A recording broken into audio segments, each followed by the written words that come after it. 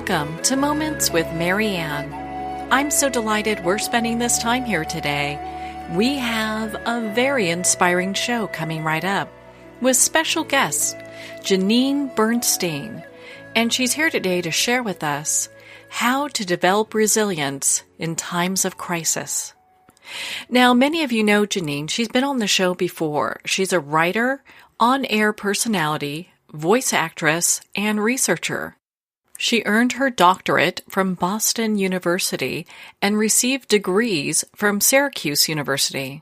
In 2011, she started Get the Funk Out radio show, which is heard at UC Irvine after losing her childhood friend. She's always loved writing, learning electric guitar, and other creative pursuits that feed her soul. So let's welcome to the show, Janine Bernstein. Thank you so much for having me. You know, what an honor it is to have you here and to, spend this time and talk with you. And, I'm so just fascinated with your background because I think a lot of people really don't know really much about your story. Well, before I start, I want to share a quote with you, and I think some people can relate to this. There's a quote a friend of mine, a dear friend of mine, used to put on her email signature. It went like this: "It's never too late to be what you might have been." George Eliot. So the reason I'm sharing that with you is because I actually didn't start off in radio years and years ago. I started off in corporate training and development as an instructional designer. My parents thought I was an interior designer. And oh boy.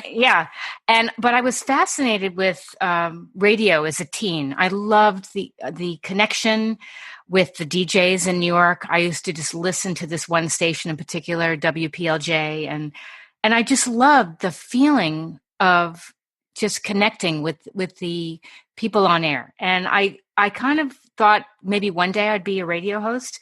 So flash forward, I was on a project for Hewlett Packard, and I was designing some instruction, and I said, we really need a narrator, and nobody wanted to do it. So I volunteered, and then I thought, I really am so fascinated by voiceover. I think I should take classes, which I did. And then I came out to California and I got an agent, and one thing led to another. And then I met someone who had a radio show, and she said, you can get a radio show. UC Irvine offers free training. So I jumped on that and became a DJ in 2007, hosting a show called Moms Rock the House. And I loved it, 3-hour music show. But then when my friend passed away, the one who had that quote in her email, I was devastated, and I took a year off from radio, and I was in a funk, and I had the idea of, I'd like to go back to radio, but I'd like to have a talk show. And the whole idea of Get the Funk Out show grew from that. It grew from grief. It grew from having a new creative direction and also wanting to have a platform for other people to share their stories.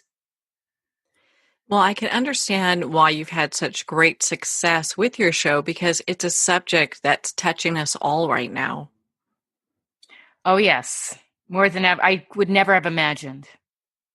Yeah, it's just, it's unfortunate, how much of us are going through different levels of grief. And a lot of it, your book, Get the Funk Out, was perfect because a lot of people are in kind of a funky place right now. Well, and it's to be expected. I mean, we've never, ever experienced anything like this. And no one is immune to this. We've got students that didn't have their high school graduations, college students that didn't have graduations, millions of people that have lost their jobs. And that just made me want to pivot and see what I could do to help other people.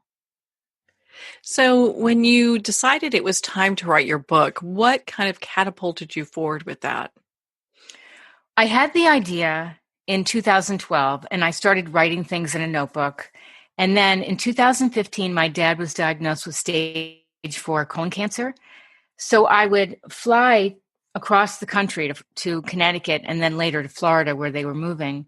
And I would carry this notebook, and I started looking at the topic of what is a funk and kind of dissecting it, kind of like a research project, like where does it come from and what are the types of funks and how do we get rid of it and what are the paths we can go down? Well, there's a negative path with negative self-talk and negative behaviors, or there's a positive path.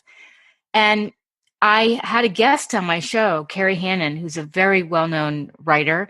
And I said, Carrie, I think this could be a book. I said this after my show. She said, I do too. And I ran it by a colleague of hers, and they said, I don't know if people would really want to hear guests from your story and your story sharing stories, about funks. And so I let, unfortunately, one person knock it down. So I just tucked it away, and I would kind of occasionally make notes. Long story short, Carrie came back on my show a few years later. She says, how's the book going? I said, it's not. and she said, why not? And I told her why. She said, no. You have to call my editor, Debbie. So I did, and Debbie loved it.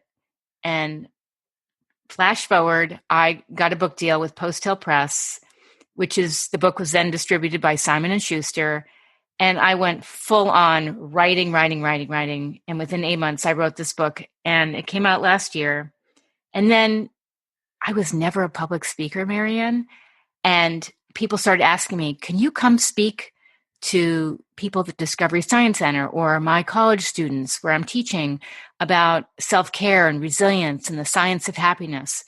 And sometimes in life, you may not think of yourself as this person, but other people do. And just say yes. That is my advice. Just say yes and go for it. When you were doing the research for your book, was there anything that you discovered that surprised you? Not really. I mean, really that I could have written several books like this because the stories are never ending. And there are themes in the stories. And for instance, I have a background in qualitative research. And so a lot of times with qualitative research, when you're talking to somebody, something will pop up. So you take that idea or that question and you run it by the next person that you speak to, and you see what they say. And then you determine that there's a theme. And so what surprised me was that there are commonalities in the stories, and there are common ways people can have a toolkit for staying resilient, but the stories are just never ending. And sometimes they're jaw dropping of what people go through, and they're just so positive. I had a woman I spoke to yesterday, and she wrote this book called, her name is Linda Olson, by the way. It's a new book. It's a memoir of love, body, and taking back my life called Gone. And she was in Germany, and a train ran over her car, and she lost 3 limbs. And Marianne, she is the most positive person. It was shocking. It's just, in life, especially right now, people are going through the worst things. And sometimes you have to shift your perspective and get out of your own life for a few minutes and go help somebody else, or go listen to somebody else, because those connections to speak to a total stranger are magical right now. Yeah, it's interesting when we don't know the right words to say. Sometimes just listening is what's needed. Right. Yes. And you know how we're taught, don't talk to strangers. Well, I'm telling people, go talk to strangers because it's a wonderful thing. It really is, through Zoom or at a safe distance. It's a gift right now. Yeah, I mean, I know they've got different senior living and assisted and nursing homes that are looking for pen pals, right? Because gosh, how difficult has that got to be quarantined in a room. I had a friend go through that recently. He had a surgery, and the hospital sent him to a rehab center, which is kind of like a nursing home in many ways. Right. And he was quarantined in a room for 3 weeks, and he would see the physical therapist, and that was it. And so you look at that, it's just like how that works on a person's psyche can really, that's just really tough. It's awful. I saw somebody post something today. He's a musician, and he's in my book. He goes by California Carl, and he entertains people in retirement homes, and they'll go outside. He has a couple other musicians with him, and they'll perform for the elderly, and the elderly would rather risk getting COVID than die of loneliness. Yeah. That's how they feel. I don't, and who's to blame them for that? Because you look at it, it's like, when you're kind of stuck in a room, some of them may have great windows, some may not. Right. Just being able to see the outside, I mean, and be in some type of connection with people, I mean, that means a lot. It sure does. My stepmother lives alone in Florida, and she's lived alone since my dad passed away December 2015. And it's hard. I call her almost every day. And now with COVID, I mean, I haven't seen her since, I think, January. And I don't know when I'll be getting on a plane. So I just try to do FaceTime. I try to encourage her to go have dinner with a friend, but it's hard because some people have chronic pain, which is what she has, chronic back pain. So it's just being there, calling somebody, there's no texting. You really need to make a connection by phone or FaceTime with people or Zoom. Well, half the time when people text you anyway, you can't even understand what they're saying.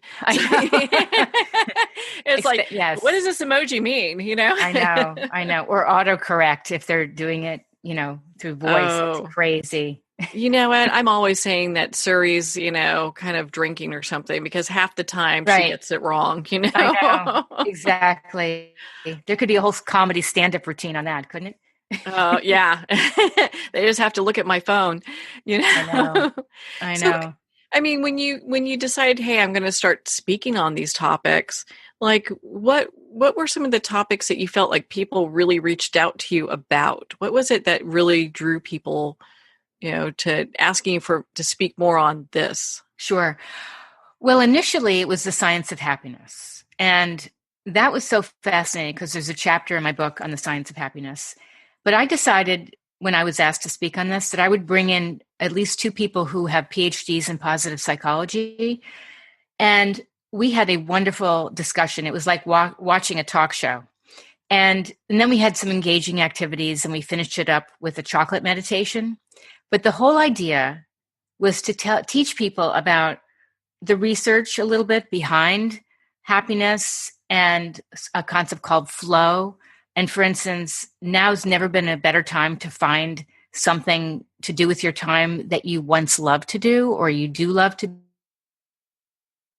do, maybe even putting off. So for me, it's guitar. And getting in that flow state is everything. It's a vacation for your mind. It's a great diversion. So I talk a lot about that, finding flow. But there's really four things I talk about. And the first one is gratitude. So what are the people and the things that you're grateful for right now? Because when you really frame that, it helps give you some perspective and it can give you a little boost, actually. I mean, when I think back about who's the person who influenced me the most to write, it was my teacher at 15. And I took the time and I wrote her a letter before she passed away years ago. And I remember getting a response back. And she was so touched and I was so touched. So now's the time to really call or write to someone to thank them and tell them that you appreciate them.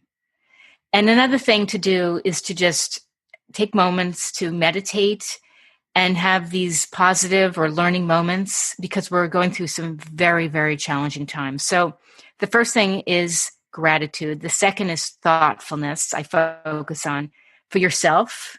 So really tuning into your mental, physical, emotional, and spiritual health. And then being thoughtful to others.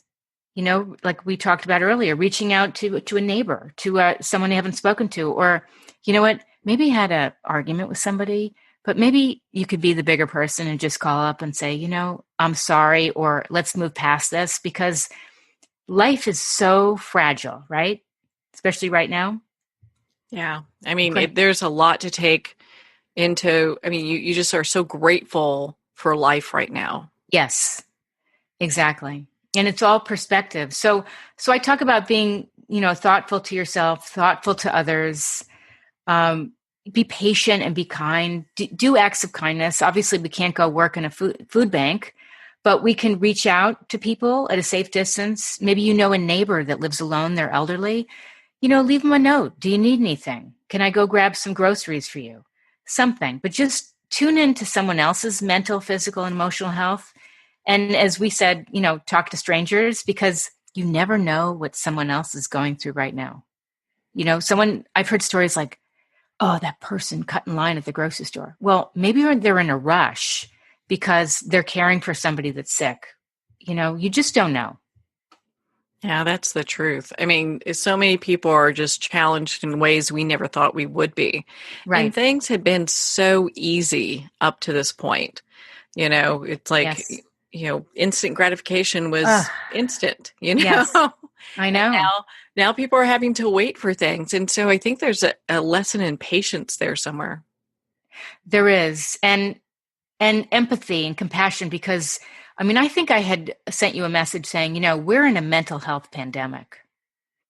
And it was bad before, but now we've gotten walloped and nobody's immune. Kids of all ages are experiencing depression.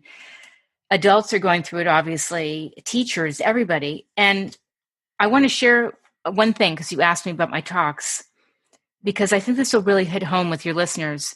There are actually 3 things that can affect our happiness. So you have genetics. So let's say my mom had a tendency to be depressed. Well, that can affect me. So genetics, your circumstances that you can't control. Well, here we are, right? And then the choices you make. So those choices, if you make those positive choices with, your mental health, your decision to go exercise, your decision to sit down and play an instrument, something, it's all an equation. So it's never been a better time to really think about your habits and your choices. Well, yeah, without a doubt. I mean, you look at, everything we do has a consequence and there's a reaction to it. So how can we put some positive, ripples in our pond of what we're all going through right now? Right.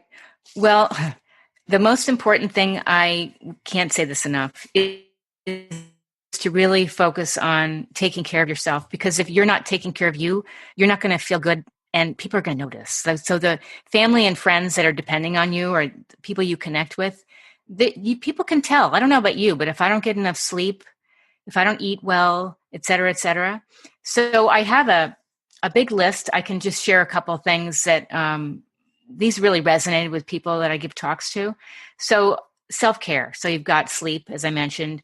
I like having a routine. I don't know about you, but I like getting up and knowing I'm going to get some things done. But the problem with quarantine, Marianne, is that sometimes, I know I have this problem, you can't separate work from your life because it's all in the same place where you sleep.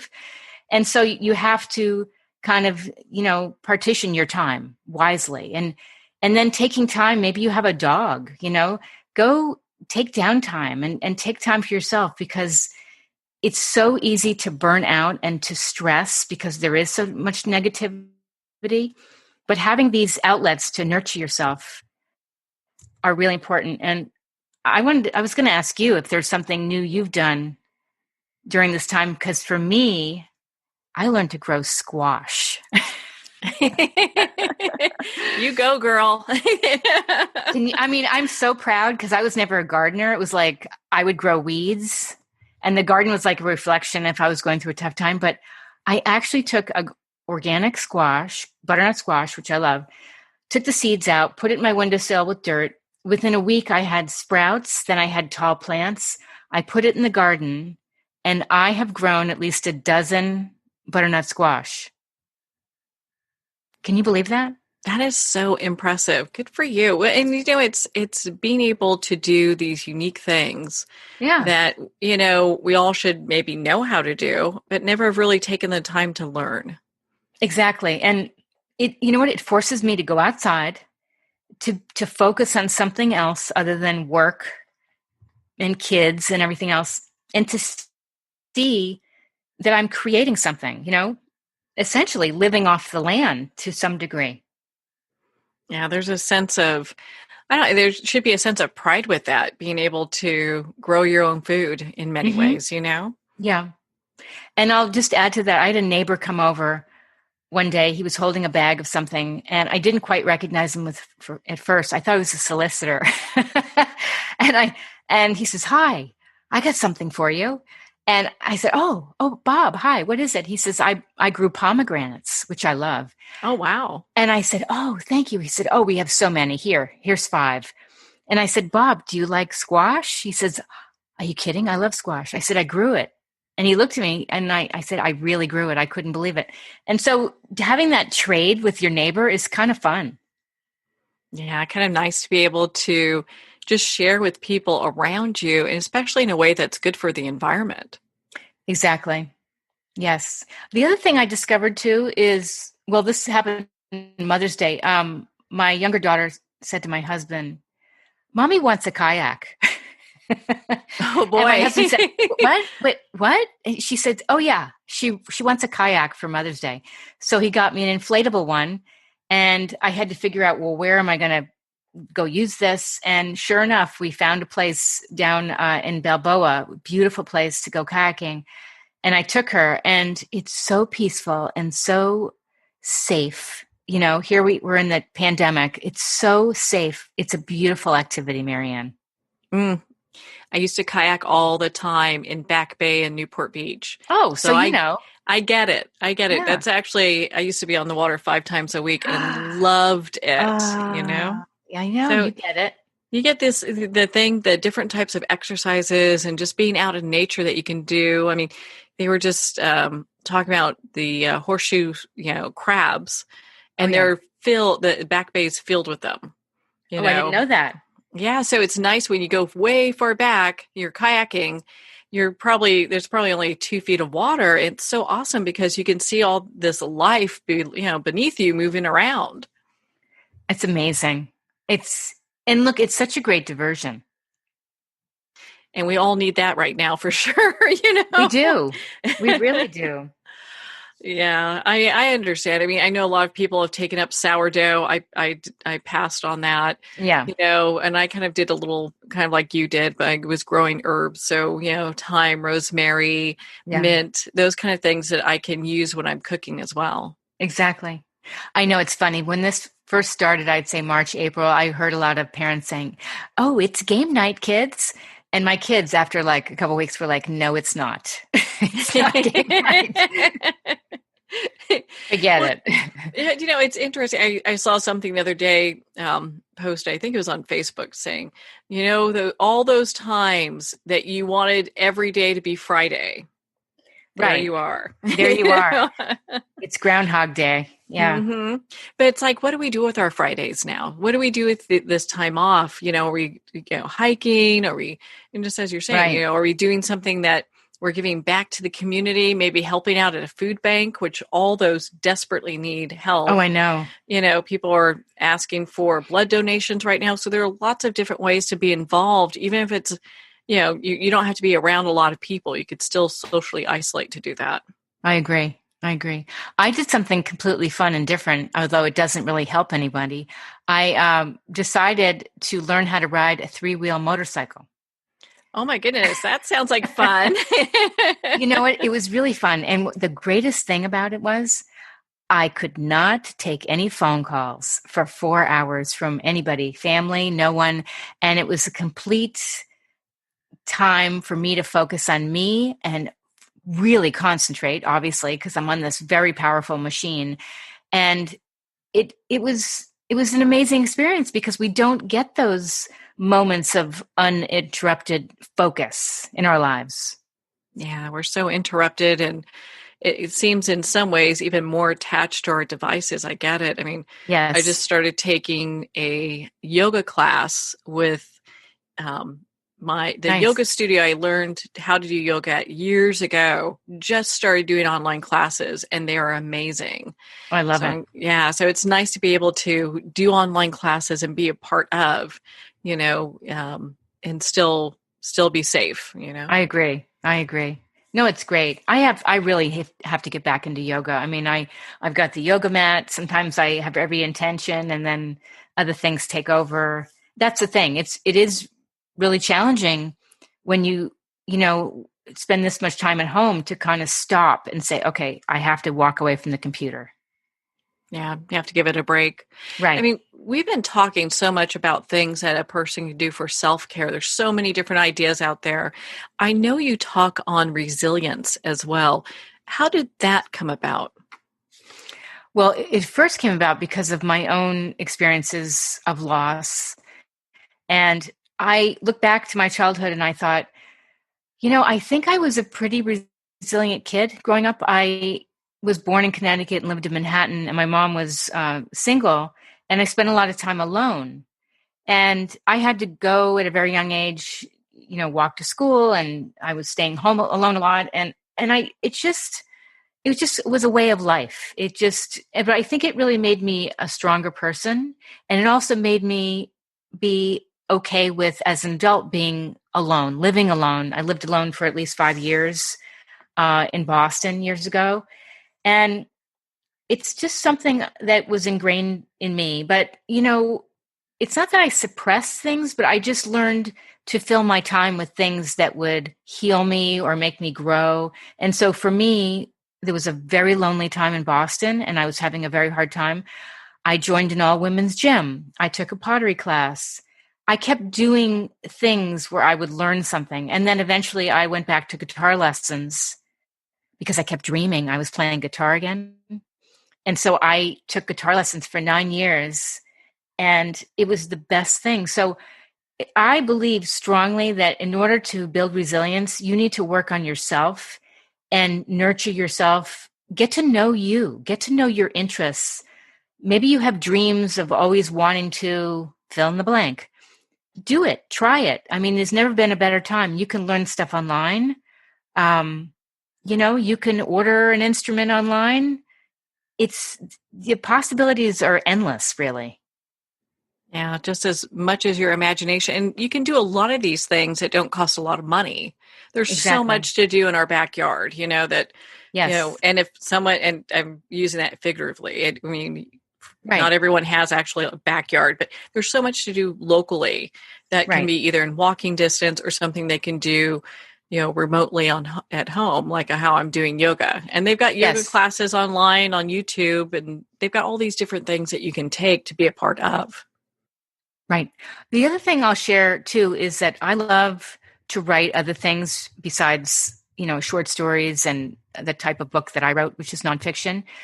I really love to write screenplays. So during COVID, I came up with some ideas for short scripts. I had just made notes in a notebook and wrote down brief ideas. And then I thought, I got to flesh this out. This is really nagging at me. I can really envision this. So for people that are listening that are writers, that they thought about doing scripts, I switched from writing a feature script to writing a short script. And my script is a semifinalist in a film festival. And I wrote a pilot. Congratulations. Thank you. So again, it was a dream. It was an idea. Do it. Just throw it out. You don't even have to tell anybody if you think it's a lunatic idea. Just write the script and go for it. If you believe in something passionately, people will get that. And I was really passionate about these ideas I had for scripts, and it filled my time. Yeah, that's absolutely, I love that, because the thing that's so interesting, they're looking for great, crazy ideas right now. No one wants normal, No, not at all. Not at all. Well, hey, congratulations. That is such an accomplishment. My goodness. I have a very crazy imagination. And what I would suggest to people is look around you. I mean, you're probably living with a whole cast of characters. I'm not saying write a script and, make fun of your family, but think about the things you see, the things you observe in life, and let your imagination run with the possibilities, because there's endless new ideas out there. You just have to run with one. Yeah, there's so many great things to do. And, to kind of circle back around, at the beginning of this conversation, we talked about how we're going through this mental health pandemic right now, along with COVID. Right. How is your book helping people to kind of navigate through that? Sure. Well, I think, first of all, my book includes stories of my own life. And then, having lost my friend years ago, end of 2010, and then how I navigated that. And, grief is very personal. I always tell people there's no time frame. Someone can't come over to you and say, okay, that's it. Time's up. You've grieved long enough. You just need to take small steps every day. And I highly suggest, having a therapist, speaking to someone, but also filling your days with things that have meaning that would be great diversions, because creating optimism and positivity is essential for building resilience and healing, really. And so there's that. And then there's 24 people from my radio show in the book, all different ages. One woman, Cindy Charlton, lost limbs when she discovered she had the flesh-eating bacteria. And she went on to become a motivational speaker, and she was training to be in the Paralympics. And she's the most positive person I've ever met. What a great story that is. I mean, because no matter what life throws you, all we have is our mental attitude. Right. Yes. And it's interesting. I have kids, and I'll say to them, if somebody says something to you that affects you negatively, only you can internalize that and feel bad about that. And I'm guilty of this too. So years ago, someone said to me, "Oh, you're so fat." So I said to myself, "I'm so fat." But if somebody were to say that to me, you could just ignore it, walk away. Don't internalize that, because people have their own issues. They have their own baggage. There are so many critics in the world. I call it like the American Idol mentality, where it's very easy for people to criticize other people when they haven't taken that chance or done that challenging thing, but you have. Yeah. I mean, you really have to take risks and not really pay attention to what other people are saying in a negative stance. Just like, initially with your book, you had that one person say something negative, and your book is helping so many people now. Right. Yeah. It's so interesting because it's so timely, and I never would have imagined, obviously, a pandemic, but because there's really content for all different ages. I mean, in the back, I share brief stories about people that are in their 90s, competing in marathons, and they're weightlifters and long distance runners, and they have this very positive outlook on life. So obviously we all hit these road bumps where we get down, and right now we have every right to feel down. And I say, don't ignore those feelings. You want to cry. You want to yell. Close your windows, put your pets outside, but get it out. Get those emotions out, because we're entitled to feel every feeling right now, because this is so strange. It's like a bad movie. So, we also talked about the science of happiness. I know that you give live and viral talks in regards to that. Could you share how happiness is affected by 3 things that people really don't realize?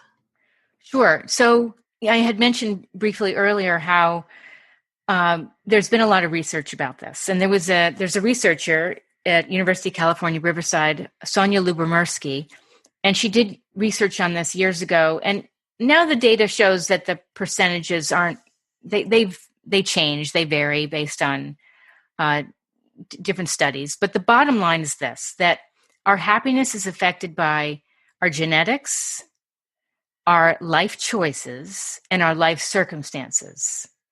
So right now, being in a pandemic, some people are not so happy, and that's understandable, because look where we are. Also, the choices you make. I remember being really sad when my friend died and saying to myself, I'm going to go exercise. I'm going to exercise every day. And I pushed myself to the point of injury, which then led to frozen shoulder and almost surgery. And it took me a long time to realize that my emotional pain was causing me physical pain, because I had a lot of emotional pain. So the choices you make in a time of grief, of tragedy, of uncertainty are so important. And we need to teach that to our kids, to our friends, to everybody, because it's everything. Yeah, I think they say don't make any major changes during a time of grief, any major decisions. Right. Just because we're so emotionally charged, there's so much going on that we may not really be thinking as clearly as maybe we'd like to. Right. I know I felt like a detective when my friend died, because I wanted to know who were all the people in her life at the time. Who were her fiancés? Who was she living with? What was she going through? And the more people I spoke to, I realized that those people didn't really love her unconditionally. It was mind-blowing, Marianne. I interviewed, I say interviewed, but it really was like an interview. I spoke to a boyfriend, a couple fiancés. One said something about her weight, and I thought, who cares Wow. what my friend weighed? Yeah, and I just, you really learn a lot when you speak to somebody. And so I then realized later on that my friend perhaps suffered from mental health issues, but also from the choices she made, the relationships she was in, and all the people, the whole cast and crew that were part of her life. And I thought she was okay, but she was far from okay. Yeah. Well, Dina, I think we're at this period of time where talking about mental health has never been more on the forefront as it is now. There's always been these stigmas in regards to talking about mental health. And, we have more people suffering from depression now more than ever. Right. I read an article back in February, March, saying that we were in a mental health pandemic and that people, let's say, I would say millennials, they didn't have a problem going up to their boss and saying, you know what, I need a mental health day. Older people, on the other hand, would never say that because they did not feel comfortable saying that. They would just suck it up and go to work. But I believe more than ever that people do need mental health days. It's essential, and you should never feel there's a stigma to that. I mean, if you do, you're not working for the right company or with the right person, because people do need to take a breather and take a break. And there is a lot of toxic people in this world. And if you know that there are toxic people in your house, it's time to clean house. There's a woman who's on my show, and she's in the book. She was a coach for UCLA softball, Sue Enquist. And I watched her TED Talk and I met her. And she said very loudly that toxic people will suck the life out of you. And you will bring those toxic people into your car in a conversation and you will feel your skin crawl. People might bring toxic people in a conversation at your dinner table. They don't belong there. And so you have to be very aware of the people that can affect you physically, mentally, emotionally, because we can't have that. We need to stay strong right now. Do you think part of that also is taking responsibility and not talking or allowing that feelings or emotions of toxic people to come into your space? If we're at home over the dinner table talking about a really nasty boss, I mean, these people then are kind of like living rent free in our head. Right. So let's say you have kids. I don't think you should be talking about your toxic boss at the table.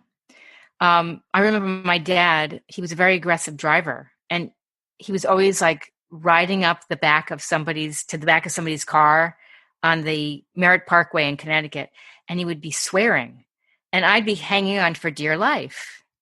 And that was not, that was not good, good modeling, and aggression is a terrible thing. You just don't want to have those kind of conversations. It's not good for you. If you have like anger issues, you need to go do something about that. I mean, we all get riled up from people. It happens a lot. But go take a walk, go let off steam, but it doesn't really belong at our dinner table. It doesn't belong in the bedroom. If you stop and think about it, it's really unhealthy. Yeah. And then not only that, but a lot of times, young people pick that up as an acceptable behavior to then, emulate as they go throughout their day. Yeah, I remember years ago when I was living in Boston, socializing with somebody, and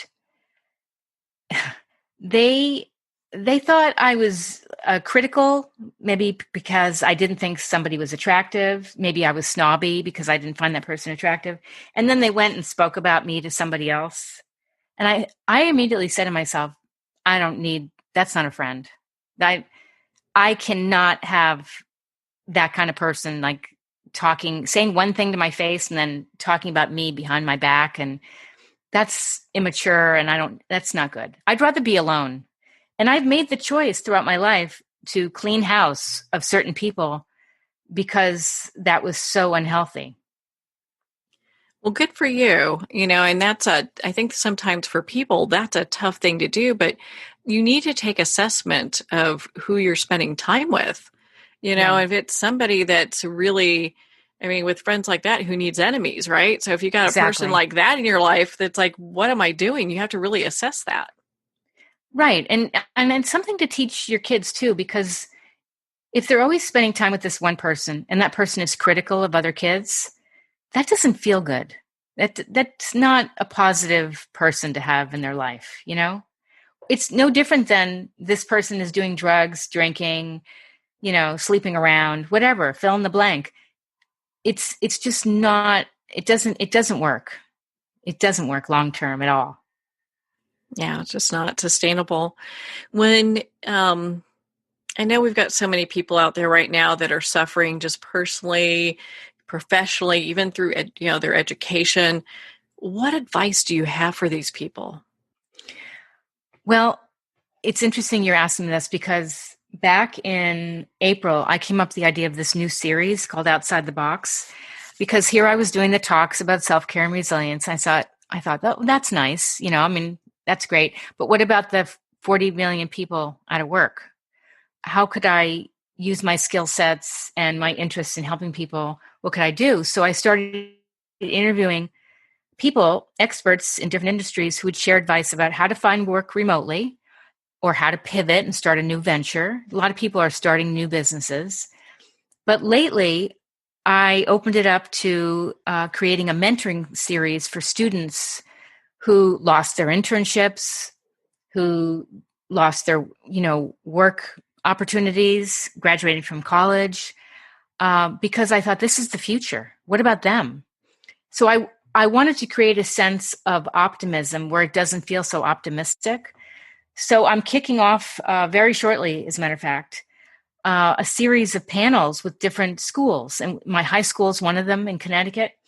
And we're aligning high school students with businesses who are offering internships, COVID safe internships, but also students that are graduating high school who perhaps want to talk to college students that are, older, not freshmen. And then students who want to explore different careers and seeing what these people in different industries have to say about what advice would they give right now if they were in their shoes. I actually had mentored somebody who is a junior. He was a junior at the time at Syracuse, and he lost his summer internship. He was really devastated. This was March. So we spoke to her over an hour, and we're brainstorming. And I said, well, what if you contact our school and also Syracuse and see if they'll offer you a summer job? And he got both jobs. Both jobs. That's mind It's blowing. amazing. It's just Right. amazing. But think about it. Wouldn't you want someone to talk to you and listen to you and bounce ideas off of if you were in their shoes? Because that's what people need right now. So I'm so excited, Marianne, to launch this because we need some positivity right now. In some of the talks I've given, some parents have said, oh, my son, he's in his room all day. He's on Zoom, but he's depressed and he really won't do much. And sure, he's depressed. There's not much to do. At the time here, the beaches were closed and there wasn't really anything to do and people didn't want their kids going out. So any way that we can help one another build positivity and opportunity is amazing. Yeah, it's just a way to give each other a hand up because that's something Right. that we all need right now. We do. We really do. And, it would be great if we all knew when this will be over, but we don't know. So all we can do is try to connect people and stay positive and think, as I say, outside the box, think differently into, okay, it's not where you want it to be, but what's something else you could do? And maybe that something else will be even better for you. If people are struggling for a way to kind of find ideas, what would you suggest that they do? Um, There are, you know what, I've got some free handouts and I could email them to people, but I've got a list of resources. Like, for instance, there's Berkeley, UC Berkeley offers a website. I think it's called The Greater Good. And I love that. And for anybody who's a teacher, they actually offer an educational component in that. But they have great ideas for parents, for kids, and resources. I would also say read about positive psychology. And here's a great thing I did, Marianne. I think it was February or March, I would take my walks, but I had enrolled in a class called The Science of Wellbeing with Dr. Laurie Santos of Yale. Oh, and yes. if you go on Coursera and you enroll, over 2 million people can't be wrong, because so many millions of people have taken this course and it's free. So you go to Coursera, you enroll in the Science of Wellbeing. And when I would take my walks, typically, I would watch her lectures. I would interact with the content. I actually met people on the Facebook group who became my friends. There's a huge Facebook group devoted to this class. And it is such an uplifting thing. I would suggest that to anyone listening right now, is to take this class. It is fantastic. And you can get a certificate. You have to pay for the certificate, but that will be stamped, Yale, you took this course, and that's really nice to have. But other than that, you can take it for free, and it's such a boost. How empowering is that? And I know also your book is a great resource for people that are just looking to make shifts as well. Right. I like I said, it's very, very timely, and I would recommend it just for the amazing stories, the different people in it. I mean, there's one woman I think she's 88 now, Jackie Krischer. When I met her, she was featured in a film because she became a triathlete in her 80s. And her husband at the time in her 70s says, "Oh, you don't need to do all this exercise." And she really wanted to become more athletic. And unfortunately, he passed away, and she enrolled in these fitness classes, which led to swimming and biking and running. And the last I heard, she was training to hike Mount Kilimanjaro. Good for her. I love that. Yes, exactly. So on those days where we can't get off our sofas, we have Jackie. Jackie's motivating us to move forward. I love it. You like Jackie. Well, I know you have all sorts of great resources on your website. And where can our listeners kind of connect with you and learn more about your great stuff? Well, if they go to my website, and I'll spell it for you, it's Janine Bernstein, JaneneBernstein.com. I have all of my, my series, my interviews up there. And if they leave their email, I can send them the free resources. I have this great set of reading material, and I'm finishing up the ebook. There's another version of that coming out as well. Oh my goodness. I can't wait to get my hands on that. That sounds exciting. Well, my goodness, Janine, we could talk all day. I just love your work and all the positive things you're doing. So no, thank you. I mean, we've been able to spend some great time just kind of a little bit diving in, but I know our listeners are going to want to connect with you personally to learn more. That would be great. And if you're ever back in California, let's go kayaking. Oh, we're totally going to do that. Well, Janine, thank you so much for taking the time to be on the show with us here today. Thank you, Marianne. It's been great. Well, thank you, Janine. It's been such an honor to spend this time with you. If you'd like to learn more about Janine and her book, Get the Funk Out, you can at JaneaneBernstein.com for more information. Her book, Get the Funk Out, is available at Amazon, Barnes & Noble, and all indie retailers. And if you don't see it on the shelf, ask for them to order it. And of course, it's available on Kindle. Well, we're at the end of our time today. I would like to thank everyone for tuning in. You're listening to Moments with Marianne. And remember, make every moment count.